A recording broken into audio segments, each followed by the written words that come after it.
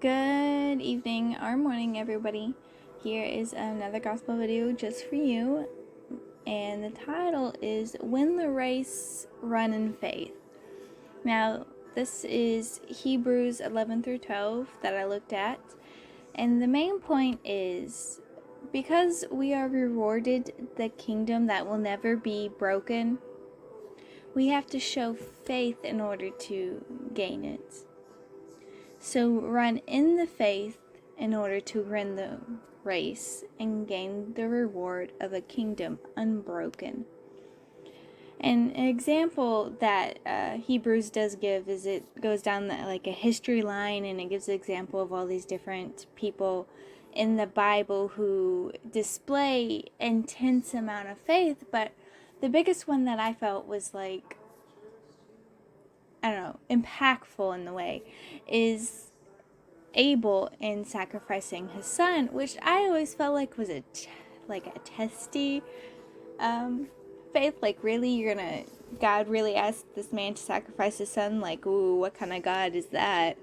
But in all seriousness, Abel's not just sacrificing his son because God told him so. He's displaying extreme amount of faith.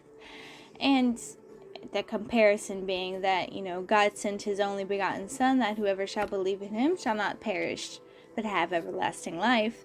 So, in doing so, he, quote-unquote, sacrificed his son, which he never did, because God called out and he said, hey, stop.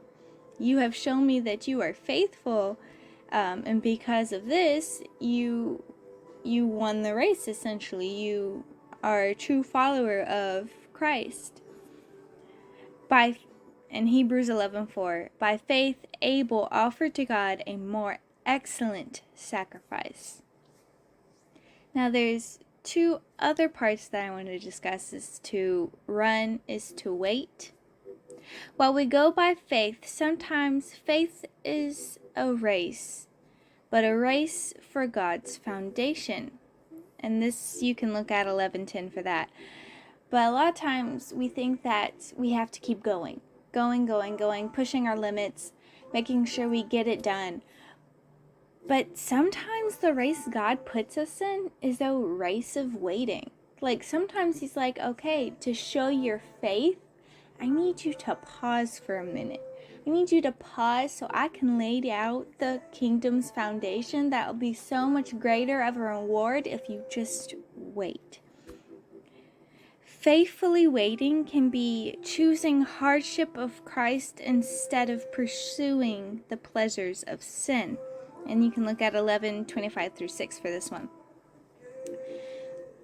Because when we run a race, we get exhausted. It is tiring. It is hard. And sometimes a lot of people don't understand the race that we are going through, and we are chastened and we are hurt.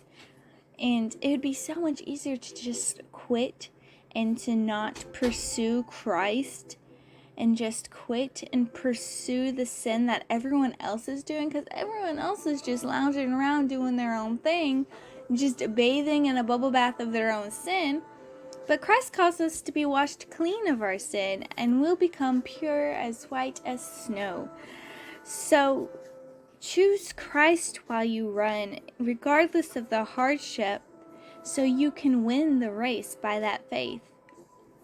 And the second part I wanted to talk about was we are all in the race.